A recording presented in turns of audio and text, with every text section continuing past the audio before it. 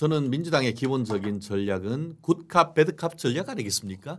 이재명 대통령은 굿캅으로서 인자한 모습을 보이지만 예. 밑에서 원내대표는 정말 어떻게 보면은 1987년 그 오목한 시절에 지금의 국정원 안기부 출신, 예.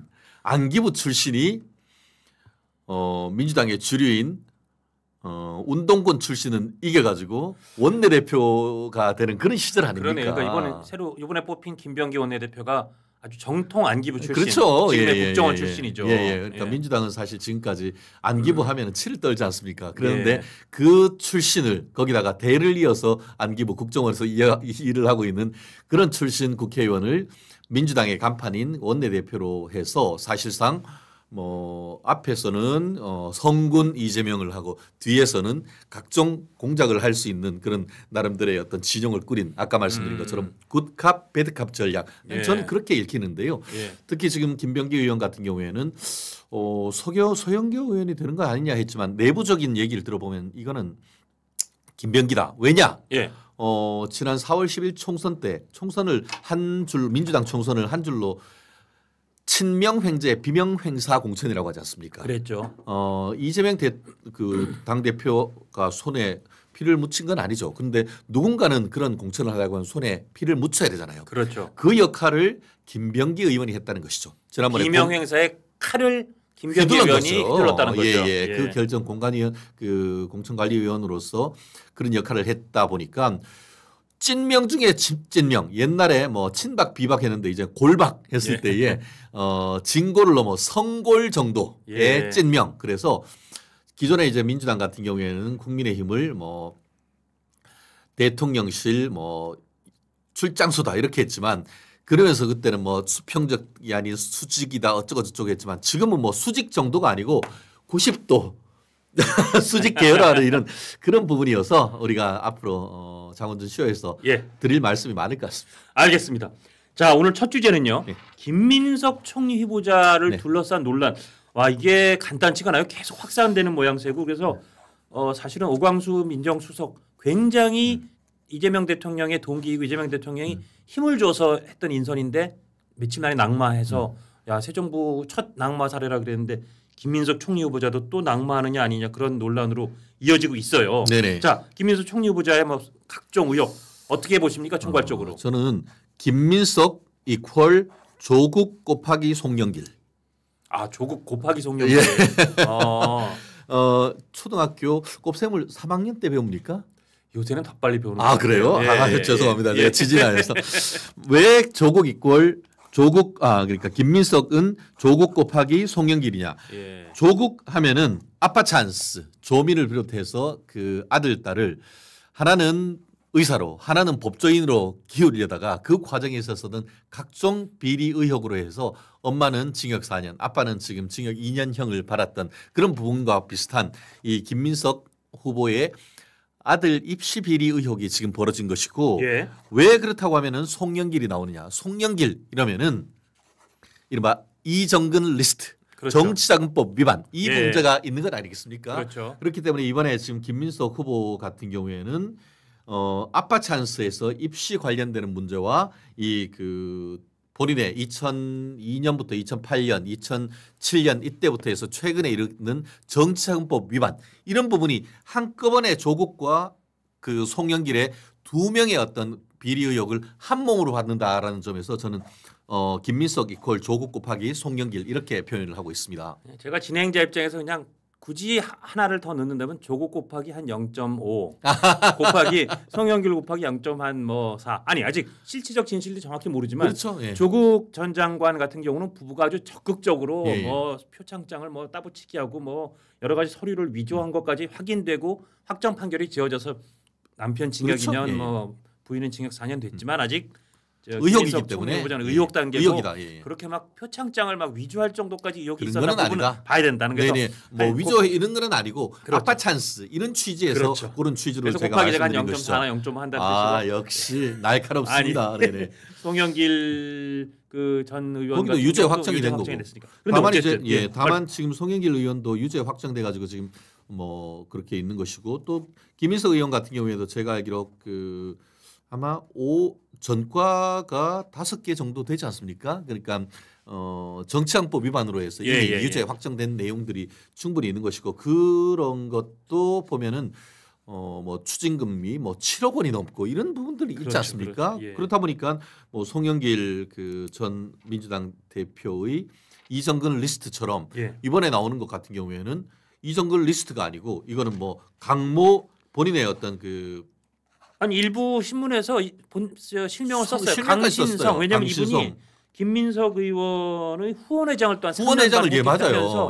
공적인 인물 분야에 나와서 강신성 현재 뭐 68살 꽤 연세도 있는 분이에요. 그러니까요. 그리고 그분이 썼던 그 1,000만 원짜리 그 차용증을 제가 봤는데 그 똑같은 내용 차용증이 10개나 된다는 거잖아요. 그러니까 그 부분부터 보려는 건데 지금 뭐 말씀하신 것처럼 아빠 찬스로 아들이 이런저런 혜택을 봐서 지금 미국 명문대에 가 있는 게 아니냐는 의혹이 먼저 나왔었는데 거기에 소위 그 쪼개기 후원금이란 말까지 붙을 정도로 이 정치자금 관련된 또 다른 그러니까 돈은 꿨다고 하는데 사실상 후원금이나 정치자금 아니냐는 그 의혹이 지금 커요. 이거부터 이제 짚어볼 텐데 7억 2천만 원 이게 사실은 그러니까 강신성 씨 등 3명이 원래 한 2008년이니까 한 17년 전에 그 돈 받은 의혹으로 사실상 확정 판결 받아서 벌금 내고 추징금 7억 2천만 원 다 내고 피선거권도 박탈돼서 참 풍찬노숙을 하다가 다 이제 사면되고 하여튼 게 끝나서 돌아왔는데 이번에 근데 참 신기한 게 아니 그렇게 한번 정치자금을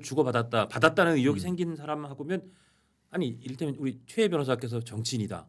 제가 정치인이다. 그럼 그런 분하고 또 돈 거래하는 건 굉장히 찜찜하거나 뭔가 의혹을 더 다시 한번 재탕시킬지 모르니까 피할 것 같은데 이번한테 또 돈을 꿨더라고요. 심지어 후원회장도 맡기고.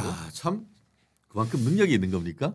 저도 좀 저희 그러니까 우파적 상식으로는 그게 참 어려울 것 같은데 그러니까 김민석, 강신성 두 분의 인연과 관계가 매우 특별하다는 건 확실한 것 같아요. 그렇죠. 그렇지 않고서 어떻게 이렇게 본인한테 이제 수억 원의 어떤 그 뭐 금전 거래 관계가 있고 후원을 하고 유죄 확정까지 됐는데 또 제기를 하는데 또 돈을 빌려준다? 사실 그러잖아요. 우리가 돈을 한번 빌려줬다가 돈이 떼이거나 그러면은 그 사람하고의 관계가 정상화 될 수가 있겠습니까? 그렇죠. 안 되죠. 그리고 그렇다고 하면은 우리 후원이란 게 일방적으로 후원만 아낌없이 주는 나무 뭐 부모님들이야 그렇게 줄 수가 있겠지만 그것이 아니고 어떤 거래관계, 정치관계라고 한다고 하면은 사실은 주고받는 관계일 텐데 어떤 뭐가 있길래 이렇게 질기게 인연을 가지고 오는 것인지. 부모도 이게 워낙 장수 시대를 오래 살기 때문에 아들딸한테 이렇게 아낌없이 못 줘요. 요새 그럼 아들 딸들은 어떻게든 부모 돈을 좀 더 빨리 받고 싶은데 아빠 엄마들이 절대 안 주죠. 아낌없이 많이 못 줘요. 세무사들도 세무 그 상담할 때는 이렇게 미리 증여를 조금 해두면 절세가 됩니다. 해주는 분들 중에도 실제로 아들 딸한테 끝까지 증여 안 해준대. 왜냐 증여해 주면 쟤네가 완전히 압력몰수한테 그래서 그럴진데 사연아 그때 변호사를 찾아옵니다. 불효 계약서 쓰자고. 그렇죠. 그러니까 그럴 정도인데 이렇게 아낌없이 뭔가 주는 관계라면 하여튼 뭔가 특별해 보인다는 거죠. 그렇죠. 그렇기 때문에 제가 아까 송영길 리스트를 이정근 리스트라고 했듯이 이번에도 그 비슷하게 이제 강모 리스트. 저는 지금 같은 경우에는 물론 강모 리스트라고 얘기하기는 쉽지 않지만 왜 그런 얘기를 하느냐. 지금 언론에 보도되고 있는 그 지금 김민석 총리 후보자와 이 그 강신성 씨 사이에 금전 소비대차 계약 돈을 주고 팔는 그 계약서가 10장 정도 있고 이름은 다 다른데 양식이나 이런 게 똑같다는 거잖아요. 그러니까요. 그러고 그 중에 한 사람 나머지는 모르겠지만 그 중에 한 사람이 알고 봤더니만 김민석 후보하고는 일면식도 없는. 그렇죠. 이게 뭐 서울에 있는 김민석 후보 같은 경우에는 그 영등포 쪽이 국회의원이잖아요. 근데 이분 같은 경우에는 전라북도 익산인가 하여튼 그쪽에 있는 호남 쪽에 계시더라고요. 호남 쪽에 계시고 이분이 지금 얘기하고 있는 강신성 씨의 이 다니는 회사에 감사로 돼 있다는 거잖아요. 지금 똑같은 이름에 똑같은 생년원의 그분이 있으니까 사실상 동일 인물로 보이는 것이죠. 그렇다 보니까 그러면은 그 사람이 무슨 개인적인 김민석 후보와의 관계가 있길래 이걸 했을까? 결국 그 돈의 출처가 어딜까? 그 돈이 결국은 강신성 씨의 돈을 그런 식으로 해서 차명으로 이 정치자금으로 준 것이 아닌가 하는 그런 의혹도 지금 거죠. 그래서 국민의힘은 쪼개기 후원금 의혹이다. 그렇죠. 1억 4천만 원을 또 강신성 씨가 그냥 통째로 주면 빌려줬다 그래도 이상할 것 그렇죠, 같으니까 이상하니까. 4천만 원은 본인이 해주고 뭔가 1,000만 원은 그냥 아는 사람들을 통해서 이렇게 쪼개기로 1,000만 원씩 꿔주는 것처럼 똑같은 외관을 한 양식의 것이 아니냐. 외관을 채권 뭐 그 계약서로 했지만 사실상 또 정치자금 아니냐라는 의혹인 거예요. 그렇죠. 결국 계약서가 똑같으면은 그 같은 공장에서 나왔다고 충분히 추정되잖아요. 그렇죠. 어디 뭐 인터넷에서 다운 받으면 양식이 서로 다를 텐데 그렇죠. 어떻게 10명이나 되는 계약서가 똑같은 양식이죠. 네. 그렇다는 점에서 이것은 말은 대여라고 하지만 실질적으로는 기부. 이게 대여냐 기부냐 이게 그 정치자금법상에 굉장히 중요한 차이가 있습니다. 왜 그러냐 하면은 예. 정치자금법 위반이 되는 정치자금은 기부했을 때 되는 것이지 대여했을 때는 그것이 정치자금법 위반이 아닙니다. 무슨 예. 말이냐? 정치자금법 기부는 뭐냐? 좀 전에 얘기한 것처럼 증여입니다. 증여. 예. 공짜로 주는 거거든요. 예. 근데 공짜로 주지 않고 내가 빌려줬다. 이렇게 되면은 기부가 아니기 때문에 돈을 줬다 하더라도 그것은 정치자금법상 무죄인 거예요. 그렇죠. 실질적으로 이번 대선이나 이럴 때 뭐 합니까? 예를 들어서 뭐 김문수 펀드. 예. 그건 그렇죠. 뭐예요? 빌리는 거잖아요. 그러고 끝나고 25% 넘으면은 이제 다 해서 이자 붙여서 돌려주니까. 15% 넘으면 그렇죠. 그렇죠. 예. 그러면은 그거는 기부가 아니에요. 정치자금법 위반이 아니고 합법이에요. 그런데 기부를 가장한 대여를 가장한 기부가 충분히 있는 거죠. 예. 실제는 케이스를 해서 그러면은 기부냐 아니면 대여냐를 어떻게 보느냐. 저런 거 있죠. 소울메이트. 진짜 초등학교, 중학교 같이 하면서 나는 기업가로서 성공을 하고 너는 정치인이나 이런 걸로 성공을 했다. 그러면은 정말 어릴 때 힘들 때를 생각해서 뭐 내 친구인데 줄 수도 있죠. 예. 그럴 때는 뭐 뇌물도 안 된다고 했던 거 전에 그런 것도 있었잖아요. 넥슨. 사실은 그게 넥슨 그 비극적 선택을 한 김정주 예. 그리고 이제 진모 검사장의 동관계에서 그 돈은 결국은 그 일종의 그 정말 소울메이트 같은 소울메이트라 그래서 그 진짜 부분은 문제가 나왔었어요. 그렇죠. 예. 그 정도가 되면은 예. 줄 수도 있죠. 예. 그런데 그렇지 않다고 하면은 지음 뭐 이런 지음이란 표현까지 판결문에 지음이라고 나왔었어요. 했어요. 예. 그 정도라고 하면 예. 근데 지음이라 하더라도 정치인한테 주면은 그거는 정치자금법 위반이 되는 건데요. 그렇기 때문에 돈을 준 관계 그리고 또 돈을 준 금액 그리고 기간 그래서 이자 이런 부분이 명확하게 해서 빌린 상태에서 이자를 계속 주고 그거를 총괄적으로 줬다면 그거는 기부가 아닌 대여로 볼 수가 있겠지만 지금 이것 같은 경우에 2018년에 돈을 빌리는 외관은 있는데 그때부터 지금까지 이자 준 적 없죠. 이자는 줬다고 주장했다. 이자 원금은 안 줬는데 이자는 줬다고 주장은 했어요. 주장을 하고 있어요. 그리고 요번에 이제 그 청문회 낸 다음에 원금도 다 상환했다. 그렇죠. 그래서 좀 뒤늦어 보이죠. 2023년까지가 5년 만기인데 예. 5년 2023년 4년 거의 2년 동안을 그 이후에도 아직까지 어떤 그 원금 상환은 안 했던 없고 거고. 원금 상환 독촉이나 이런 것들도 없었고. 없었다라고 하기 때문에 그 검찰 출신 주진 의원이 예. 이것이야말로 전형적으로 지금 정치인들이 얘기하고 있는 그 대여를 빙자한 기부 정치자금법 위반이 아니냐 하는 의혹을 지금 제기하는 것이죠. 거기다가 이 강모 씨, 강신성 씨하고 사실 2008년 결국 최종 뭐 추징금까지 당하고 불법 정치자금 확정 판결 받은 이때도 사실은 빌렸어라고 주장했는데 그렇죠. 대법원까지 인정을 못 받았어요. 그렇죠. 아니 여러 가지 양상을 보면 빌린 게 아니네. 정치자금 준 건데. 그건 거예요. 그러니까 그때 했던 그 같은 동일 인물과 또 그런 거 비슷한 의혹을 거래를 또 했다는 게 뭔가 석연치가 않죠. 그래서 아까 지금 말씀하신 것처럼 그때 유죄 판결을 받았을 때 지금 그때도 똑같이 계약서 들이밀면서 이 임대차 그 돈 빌린 계약서가 있지 않느냐 했는데 그거 믿기 어렵다라고 하면서 압수수색을 통해 가지고 받았던 이메일 같은 것들이 딱 나왔는데 뭐냐. 야 그거 뭐 이상하게 되면은 우리 빌렸다고 하면 되지라고 하는 그런 내용이 있어서 그거가 있은 것을 전후 맥락을 봤을 때는 돈 액수, 관계, 실제로 그 이자나 원금을 갚았는지 여부를 봤을 때는 그거는 사실상 기부인 것이지 대여로 볼 수 없다라고 판단해서 유죄 판결을 받은 것이죠. 그래서 지금 강모 씨 등을 김민석 총리 후보자의 정치 스폰서 내지는 정치 저수지가 아니냐 네네. 그런 지금 뭐 의혹 제기까지 네네. 나와요. 그러니까 정치 스폰서, 정치 저수지라는 표현까지 나올 정도면 사실 뭐 이제 물론 주의원이나 이제 국민의힘에서 주장하는 건데.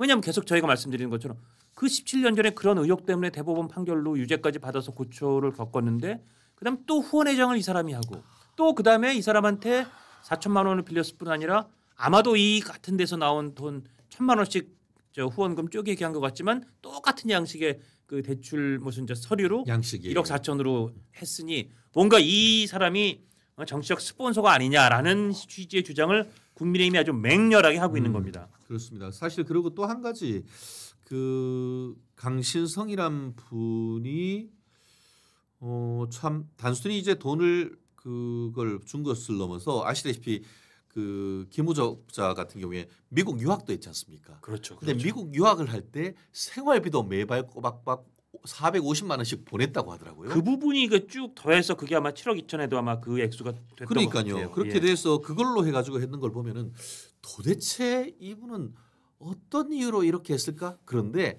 저의 개인적인 뇌피셜입니다. 근데 지금 그 관련되는 계약서나 이분이 다녔던 그 운영하고 있는 회사가 보니까 뭘 하나 봤더니만 골재 채취업 이런 걸 하는 것 같더라고요. 아 그래요? 예. 그러니까 사실 골재 채취업 이런 것들은 환경 문제가 있고 사실상 여러 가지 어떤 그 그런 정부의 규제나 인허가 그렇죠. 그 리스크가 늘 있죠. 그런 부분이 예. 있는 그런 부분이라서 이게 정치적인 부분하고 좀 맞닿을 수 혹시 있겠다라고 하는 그런 느낌도 합리적 의혹을 예, 제기할 수 있다는 거죠. 의혹이 생기는데 물론 뭐 저희가 알 수는 없습니다만 저는 그걸 딱 보면서 직감적으로 어떤 법조인의 직감은 그런 부분이 있었어요. 일반 제조업이라든가 무슨 서비스업을 하는 것이 아니고 골재 채취업 결국은 지방자치단체 인허가를 받아야 그런 걸 하니까 결국 인허가 관련되는 사업을 하시는구나 하는 그런 생각이 그냥 제 머리에 그냥 버뜩 뇌피셜이라는 거. 예. 저희가 그 김민석 후보자 정치자금 관련된 거 좀 보여주시겠어요? 이 그래픽 하나 어디 신문 그래픽인가요? 정리된 거. 그러니까 일단 저것도 말이에요. 예. 저 부분을 좀 봐야 돼요. 이게 2020년에 재산 신고를 했을 때 김민석 당시 의원이었겠죠. 네네. 그때 마이너스 5억 8천이었어요. 근데 5년 지났는데 플러스 2억 1,500. 예. 그럼 저 얼추 한 저것만 해도 한 8억 그쵸? 거의 뭐 9억 정도가 플러스가 된 거예요. 그렇죠. 예. 마이너스 5.8에서 플러스 2.1이 됐으니까. 그렇죠. 4억, 그렇죠. 4억 2천에 2억 하면은 이게 한 7억 아니죠. 마이너스 5억 8천을 다 까고도 플러스 2억이 됐으니까 2억 1천만 원 더하기 5억 8천이니까 그렇네요. 예, 8억. 예. 예. 8억 정도. 8억 정도가 되는 거예요. 대단합니다. 생활하고 애들 진짜 청신국제고라고 하는 1년에 뭐 학비만 뭐 수천만 원 들어가는데 저게 저게 관련된 기사를 보면 저렇게 한 8억 가까이 늘었는데 5년 사이에 그동안 수입이 세비 5억 1천만 원이 다 했을 거라는 거예요. 그동안 정치자금법 그 자녀 추징금 6억 1,600만 원 납부했고 신용카드 현금 2억 3천만 원 사용했고 이거는 나중에 세무신고에 다 나왔을 테니까 기부금 2억 원도 냈어요. 아들 국제학교 해외 유학에도 분명히 돈을 냈을 거 아니에요. 누가 딴 사람이 돈을 주지 않는 한. 전 부인께서 냈다라는 뭐 그런 얘기도 그럴 수 있긴 있죠. 있는데 두 분이 지금 이제 현재는 뭐 이혼하신 상태니까. 근데 아무리 따져봐도 그냥 그 초등학교 산수를 해봐도 이게 한 8억 가까이 늘었는데 수입은 5억 1천만 원밖에 없었을 것으로 보이고 근데 정치자금법 6억 1천만 원을 6억 1,600 납부하고 신용카드 2억 3천 쓰고 기부금 2억 도저히 앞뒤가 씀씀이가 안 맞는다. 그죠? 지금 뭐 초등학교 학생 정도가 되면은 이 정도 셈은 할 수 있는 건 아닙니까? 그러니까요. 그러면서 진짜 좀 황당했던 게 뭐냐면은요. 아까 얘기했던 그런 그 추징금 변제를 넘어서 저거 그렇게 띄운 김에 맞아 보면 저게 이제 두 번째는 저렇게 유죄 확정 판결 받았는데도 그 사람한테 또 최근에 변졌다 그 얘기고 두 번째는 세 번째는 아까 얘기한 아빠 찬스 이따 조금 더 얘기하겠습니다만 교내 동아리 표절 법안 저걸 아들이 낸 거를 민주당에 실제 발의했었고 또 저 아들이 고3 때 홍콩대에서 연구 인턴 저것도 지금 그 고등학교에서는 저때 그렇게 휴학 같은 거를 우리가 뭐 해준 적이 없다라는 얘기하는 거 봐서 아들을 둘러싼 의혹도 지금 뭐 계속 이어진다. 자 여기까지 보시고. 지금 아까 그 채무를 완전히 변제했다라고 했고 본인의 그 쓴 페이스북 글에 뭐냐면은 제가 그 헌금을 많이 했다 이런 얘기가 있더라고요. 남들보다 평균적으로 헌금을 많이 했다 했는데 오늘 한 언론 보도를 봤더니만 교회 헌금을 2억 원 써놓은 것 같더라고요. 그러니까 그게 기부금 2억 원. 이거. 기부금 2억 원이라고 돼 있어가지고 생활비도 써야 되고 아이도 학비도 써야 되고 하는데 기부금을 2억 원으로 헌금을 보통 사람들보다 많이 했다 이런 글이 물론 뭐 개인의 신앙의 영역으로서 그렇게 할 수는 있겠죠.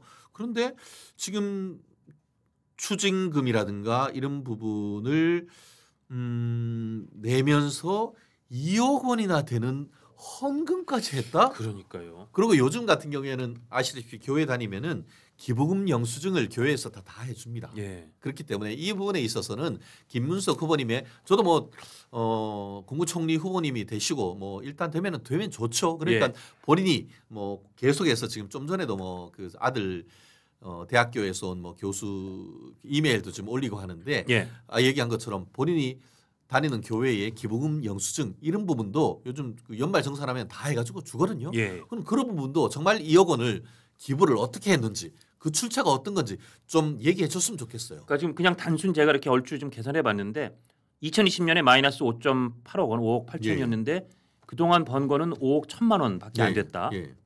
근데 그동안 근데 이번엔 플러스 2억 1,504만 원 되는 게 이상하잖아요. 어색 그렇죠. 예. 안 맞잖아요. 근데 지금 정치자금금, 추징금 납부한 거를 이걸 다 합치면 6억 천에 이건 8억 8천에서 그러니까 총 현재 재산이 이 5억 1천만 원 수입을 빼더라도 그동안 플러스 마이너스면 그 5년 동안 마이너스 6억이 됐어야 맞아요. 그렇죠. 마이너스 한 최소한 5억 3천은 돼야 맞아요. 내용으로 하면은요. 5억 1천만 원 세비 받은 거 쳐도 그러면 원래 마이너스 5.8억이었으면 지금은 한 마이너스 11억에 돼야 맞는데 그렇죠, 예. 지금 2억 1,504만 원을 신고했다면 그냥 단순 계산입니다. 단순 계산으로 아들 국제학교 그 해외 유학비 빼고도 그거는 계산 안 했어요. 플러스 마이너스 야 이거 한 13억 정도가 안 맞는데? 라고 단순 계산으로는 이제 의혹을 제기할 수 있어요. 물론 그 외에 뭐 김민석 그 의원께서 이제 세비 말고 무슨 다른 수입이 있었는지 뭐 다른 뭐 증여가 있었는지 다른 무슨 상속을 하셨는지 그건 모르겠어요. 근데 요 계산만 갖고는 그렇다. 그렇다면 이 부분에 대해서는 뭔가 이 청문회에서도 플러스 마이너스에 대한 이 뭐 소상한 답변이 있어야 되지 않느냐 그런 주장은 나올 만해요. 충분히 할 수가 있고 물론 이게 부부지 않습니까? 새로 결혼을 하신 분이 뭐 아나운서셨던 걸로 아는데 지난 총선 때 이제 그 재산 공개를 한 걸 보면은 부인 재산이 많은 건 아니고 전체 다 해서 지금 그때 2억 5천인가 재산을 했었고 부인이 재산 신고를 했는 게 사업소득인가로 해서 800만 원 정도 신고를 했던 것으로 알고 있습니다. 그렇다고 하면은 지금 진행자 앵커께서 말씀하시는 것처럼 지난 5년 동안 세비 외에 뭐를 해서 그 정도의 돈을 하죠? 할 수 있는 방법은 로또 맞는 거. 그러니까요. 예, 로또 맞지 않는다 하면은 이렇게 뭘 할까요? 현역으로 지금 그 국회의원을 하시면서 사업할 수는 없잖아요. 사업할 수 없고 다른 부업이나 그리고 아이는 고등학생이었단 말이에요. 예. 그러면 부인이 로또를 맞았나요? 아니면 이를테면 무슨 뭐 코인 같은 거를 코인에서 받았나요? 예. 뭐 김남국 의원한테 뭘 좀 비결을 전수 받았나? 그렇기 때문에 국민들이 이런 부분을 묻고 있는 겁니다. 사실 우리가 김영란법 하는 걸 왜 얘기합니까?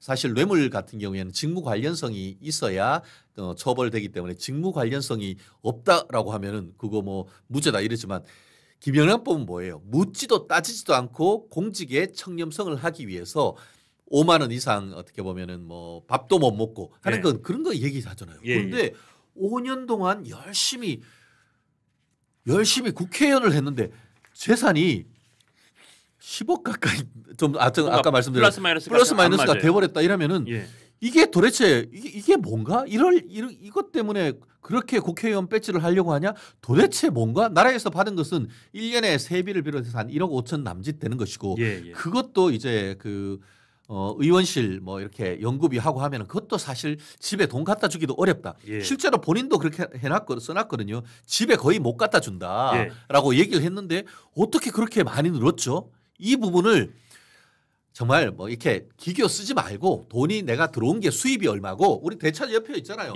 내가 수입이 어디서 어떻게 들어왔고 이거 어떻게 썼고 그래서 어떻게 요거 딱 내놓으면 되잖아요. 이게 뭐 어렵습니까? 그 부분이 이번 청문회에서 집중적으로 좀 효과 있게 다뤄질지 좀 저희가 지켜볼 대목 관전 포인트인 것 같습니다. 아까 얘기하신 아빠 찬스 논란도 조국 사태 시즌2로 번지는 모양새인데 그것도 지금 사실은 아무리 조국 전 장관 때 그것 때문에 우리가 내용을 겪어서 뭐 우리 사회가 좀 면역력이 생겼을지 모르나 여전히 젊은 세대나 학부모는 그 불공정성이나 이런 거에 좀 민감하거든요. 그리고 본인의 석사학위 취득 두고도 뭐 가짜 학위 의혹까지 나왔어요. 그거는 어떻게 보세요? 우리가 서유기 우리 그 소설을 읽는 것 같은 그런 느낌이에요. 서유기 소설이요. 왜냐하면은 우리가 서유기야 그렇잖아요. 손오공의 분신술 머리털 푹 뽑은 다음에 훅 불면은 여기는 본인이 있고 소로공이 여기에 쫙 돼 있는데 동시에 여러 군데 가잖아요. 근데 사람은 그렇게 못 하잖아요. 무슨 말씀이냐? 이게 본인이 이제 그 칭화대 북경에 있는 전 세계적인 명문대잖아요. 지금 시진핑, 뭐 후진타오 이런 분들이 나왔고 중국에서 제일 좋은 대학은 요새는 북경대, 베이징대가 아니라 칭화대라고 그러죠. 예, 그래서 전 세계 그 대학교 순위를 할 때도 탑 10 정도 전후로 맞습니다. 그 정도로 되는 대학교인데 어떻게 된 심판인지 거기에 법학과를 1년 정도 다녔다라고 하는데 그때 그 학위를 받고 하는 때에 서울에 있던 분이 민주당 최고위원도 하고 그때에 또 딱 그때에 맞춰서 부산시장 선거에 나가가지고 그 주소도 옮겨서 뭐 부산 남군가 거기 가가지고 그 3개월 이상 선거 운동도 직접 했다고 하잖아요. 그럼 그때 선거 운동하다가 잠깐만 하면서 이제 뭐 비행기 타고 북경 가서 공부하고 왔는지 저희는 그건 알 수 없습니다. 그 출입국 기록 그것만 보면 될 거 아닙니까? 그렇죠. 저는 이 부분과 관련해 가지고 정말 그 부분에서 코스웍을 제대로 그 이수를 하고 실제 받았는지 확인을 해야 되는데요. 저도 사실 2009년, 2010년에 시카고에 있는 노스웨스턴 로스쿨에서 LLM 법학 석사 학위를 했는데 와 1년 동안 그거 하는데 뽕 빠지게 진짜 있었습니다. 빡세요. 예. 빡센데 칭화대에서도 1년 정도 코스웍으로 해서 법학 관련된 학위를 주려고 한다고 하면은 출석부터 해서 코스웍, 수업 그리고 시험까지 하기에 정말 바쁠 거예요. 물론 뭐 서울대를 나오신 우리 그 김민석 후보님의 개인적인 역량 제가 믿어 의심치는 않습니다. 하지만 그러나 아무리 우수해도 하더라도 물리적으로 당시 칭화대 석사를 취득해서 김기현 의원의 주장에 따르면 최소 25학 점 과정 10개의 과정 이수해야 되는데 부산시장 출마와 민주당 최고위원을 동시에 하면서 칭화대 석사를 과연 물리적으로 딸 수 있느냐? 네네. 뭔가 특혜가 있었거나 뭔가 학위가 가짜 아니야? 이런 의혹은 제기할 수 있는 거잖아요. 충분히 의혹을 제기하고 그 부분에 있어서는 마치 그 민주당이 그 김건희 여사의 학위가 뭐 위조 내모니 하면서 그것 가지고 몇 년째 하고 있습니까?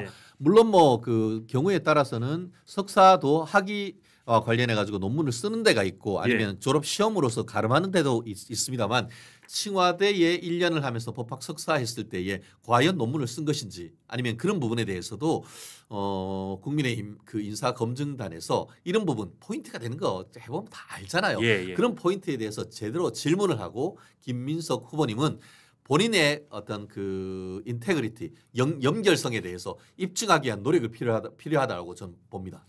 그래서 오늘 새벽에 김민석 후보자가 SNS 해명글 띄운 거 한번 읽어보셨어요? 네네 봤습니다. 어떻게 느끼셨어요? 해명글. 지금 뭐 보니까 그 본인 가족과 관련돼서도 지금 올리고 그 외에도 지금 굉장히 지금 글을 많이 올리고 있는 것 같은데요. 일단 정치자 검찰의 표적 사정이다 이런 해명을 해놨어요. 저는 이걸 보면서 지금 10시간 전에 제정치자금법 위반 사건의 본질은 정치검사의 표적 사정입니다. 저는 이걸 보면서 제가 그 페이스북을 잘못 들었나 했어요. 저는 이게 이화영 글인가 봤어요. 근데 김민석 총리 후보님이시라고요. 말씀드린 것처럼 이화영 이따 얘기하겠습니다만 이화영이 본인의 뇌물, 정치자금법 위반 또 그리고 뭐 이런저런 걸로 위반으로 해가지고 징역 7년 8개월을 대법원에서 1, 2, 3심 스트레이트로 해서 유죄 확정 판결을 받았는데 여전히 지금 내란 뭐 어쩌고 저쩌고 뭐 검찰에 핍박받았다는 소리 똑같은 소리 하고 있잖아요. 그 소리하고 똑같은 거 아닙니까? 벌써 이게 그러면 언제입니까? 옛날에 지금 그 유죄 확정 받았는데 지금에 와가지고 또 정치자금법 위반 사건은 정치검찰의 표적 사정입니까? 아니 왜 나만 그래? 본인이 안 하면 안 걸리는 거잖아요. 그렇죠. 그러니까 표적 사정이라는 것이 잘못됐다는 것이 아니고 그럼 그 표적 사정인 거 말고 네가 그거 했느냐 마느냐 그거에 대해서 물어야죠. 내가 그런 식으로 했던 그 정치자금을 수억 원에 되는 돈을 불법으로 팔았는지 여부에 대한 내가 잘못했는지 이 부분을 국민들은 알고 싶은 거예요. 그 수사했는 거 당신 말고도 수없이 많은 사람들이 정치자금법 위반으로서 깜빵이 가고 하는 거잖아요. 그런데 그거에 대해서는 생각을 안 하고 나는 잘못한 거 하나도 없는데 검찰이 문제야. 이런 것 자체가 이 어떻게 보면 손가락의 끝은 바라보지 않고 손가락만 바라본다는 그 얘기 아닙니까? 알겠습니다. 그래서 이제 청문회 곧 열리는데 어떻게 김민석 후보자가 총리직 해야 될지 당위론 하나 여쭙고 둘째는 사퇴 실제로 할까라는 현실론 두 가지 질문 드릴게요. 사퇴해야 됩니까? 저는 당연히 해야 된다고 당연히 해야 된다. 이 정도인데 어떻게? 물론 그 오늘 그 주진우 의원입니까? 페이스북에 대통령은 전과 4개, 국무총리는 전과 5개. 바뀐 것 같아요. 바뀌어. 예, 그렇게 얘기를 하면서 그런 얘기를 하고 있는데 아니 사실은 참 현 상황을 저희는 납득하기가 사실은 어렵잖아요. 참 삽질은 어려운데 이런 의혹이 있음에도 불구하고 어떤 정치적인 지지세가 자기들이 강하다라고 해서 강행을 하겠다? 물론 할 수도 있다고 봅니다. 그랬을 때는 그 후폭풍은 한 5% 이상의 어떻게 보면 중도 지지세가 쭉 빠질 것이라고 생각을 합니다. 그렇기 때문에 그런 부분까지 생각을 한다고 하면은 제가 봤을 때는 물론 지금 아까 오광수 지금 그 민정수석 같은 경우에도 형식은 어떻게 보면 자기가 자진 사퇴하는 식으로 했지만 사실 자진 사퇴할 것이 아니고 그거는 지명 철회를 했었어야죠. 그렇기 때문에 이 부분도 당위론으로 봤을 때는 스스로 물러나거나 지명 처리하는 것이 저는 맞다. 근데 실제로는 만만치 않게 갈 것 같습니다. 그 오광수 후보가 그 결론적으로 총리에 결국 임명될 것이다. 몇 퍼센트 보세요 확률? 저는 한 85%? 85%로 결국 총리에 임명될 것이다. 예, 오광수 같은 경우에는 본인들이 그렇게 미워하는 검찰 출신이잖아요. 그러다 보니까 오히려 내부에서 이걸 해서 얼씨구나 하면서 내부에서 흔드는 게 있었으니까 자르는 그런 느낌이 있는 반면에 여기는 결사옹이잖아요. 강덕구 의원 이런 사람들 같은 경우에는 무슨 완전한 어떤 피해자 프레임 같이 해가지고 너무한 건 아니냐 이런 식으로 얘기를 하면서 온몸으로 지금 감싸는 이런 부분이 있기 때문에 그리고 또 지난 이재명 정부 지난 체제에서 가장 강력하게 이재명 대표에게 지금 거리에서 어떻게 보면 띵크탱크 역할을 해준 그런 부분도 있다 보면은 철회하는 것은 만만치 않을 것이다. 다만 그로 따르는 본인의 선택에 따른 후폭풍은 상당히 크다. 저는 그렇게 예측을 합니다. 이를테면 아까 말씀하신 중도층 지지의 이탈이라든지 그럼요, 정권에 큰 부담될 텐데 어쨌든 임명될 확률이 매우 높아 보인다. 왜냐 아시다시피 지금 자진 사퇴하지 않은 한은 지금 그 국무총리 같은 경우에는 국회의원 수의 과반 곱하기 출석의 과반하면은 인사청문회 통과되는 거 아닙니까? 그 인사청문회되고 인준되는 거니까. 그렇죠. 지금 그 민주당 그 원내 지도부에서는 이 정도 가지고 대통령도 되는데 이런 느낌이잖아요. 알겠습니다. 그리고 이제 이한주 국정기획위원장 이분 대통령 정책 멘토라고 하는 이분 투기 의혹도 있고 위성락 국가안보실장 이건 또 자주파 동맹파의 약간 이 어쨌든 내적 갈등이 있는 것 같긴 하지만 그래서 오늘 조선일보 사설 제목에 잇따른 투기 의혹 인사검증 문제 없나 이제 인사검증 시스템에 대한 문제 제기까지 나오고 있는데 어떻게 보세요? 이게 인사검증에 좀 문제가 있는 것 같습니까? 인사검증 시스템이 있습니까 지금? 없다. 네, 인사검증 시스템이 없는 것이죠. 사실 지금 그 윤석열 정부 같은 경우에는 법무 내에 인사검증단을 뒀었던 것 아니겠습니까? 그런데 이번에 그 이재명 정부가 들어서자마자 그거 없애버렸잖아요. 그럼 나는 이게 어디에서 지금 인사검증하지? 제가 그냥 얘기하는 게 인사검증이 있습니까 했는데 민정실에서 하겠죠. 민정 이제 들어가는 사람들이 자기들 지금 업무 파악하기도 어려운데 무슨 뭘 하겠어요. 그렇기 때문에 지금은 검증단 자체가 있는지에 대해서 상당히 의문인 것이고요. 예전부터 성남시장 될 때부터 있던 소위 그 성남 경기 라인 그것들이 그것들이라고 만들고 그러니까 그 집단 그 라인이 통과합니다. 그 라인들이 성남 라인들이 하고 있을 가능성이 상당히 높지 않을까 하는 예측을 하는데요. 그래서 지금 뭔가 시스템에 좀 구멍이 뚫린 것 같다. 구멍이 뚫렸고 더불어서 예전에 그 이한주 지금 국정기획위원장인데 아주 쉽게 말하면은 정권 인수위원장이잖아요. 정권 인수위원장이고 이재명 민주당 대표일 때는 민주당의 띵크탱크 민주연구원의 위원장이었고 지난 대선 후보일 때는 그때도 대선 후보의 정책을 총괄하는 자리에 오르려다가 그때도 지금 밝혀지고 있는 이런 투기 의혹 그러니까 가족들을 위해서 지금 보면은 강남의 묘지에 지금 아파트를 비롯해서 상가 이런 부분들 상당히 많이 가지고 있고 수십억이 넘는 것으로 알고 있습니다. 그러면서 본인이 지금 만든 그 어떤 그 정책의 핵심이 뭡니까? 이재명의 어떤 그 공약 중에 핵심이 기본주택, 기본소득 등 기본 시리즈의 원 저작권자가 이한주 지금 이분 아니겠습니까? 그렇죠. 정책 멘토라고 하죠. 국민들한테는 서민들한테는 기본 주택 주고 기본 소득 줘가지고 월 100만 원씩 주고 한다고 하는데 그렇지만 우리는 강남에서 정말 한강이 보이는 뷰에서 살 것이다. 이런 내로남불이 벌어지면서 그 비판이 있어서 그 자리에서 물러났던 전력이 있어요. 그때는 이재명 그 당시 당대표는 대통령 후보는 뭐라고 했습니까? 내가 몰랐어요 했는데 그때는 알았잖아. 근데 이제는 다 알면서도 하는 건 아닙니까? 그리고 제가 왜 인사와 관련해서 검증이 없느냐?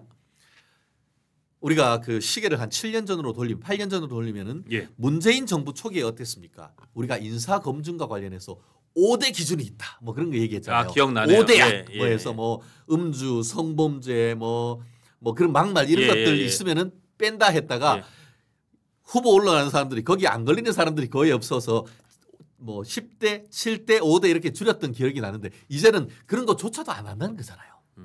그런 것조차도 안 한. 그러니까 임사 검증할 제도적 시스템도 사실은 잘 보이지 않고 그 임사 검증을 할 기준조차도 사실상 없어져 버린 상태에 있다 보니까 이런 식의 어떤 인사 참사들이 계속 나고 사실 그런 점에 있어서는 국민의힘이 제대로 좀 어떻게 보면은 이 눈을 부릅뜨고 본다고 하면은 충분히 야당으로서의 노력을 할 수 있는 부분이 있는데 국민의힘 국회의원님들이 지금 당권 경쟁에 다가 있어서 제대로 검증할지 정말 걱정입니다. 알겠습니다.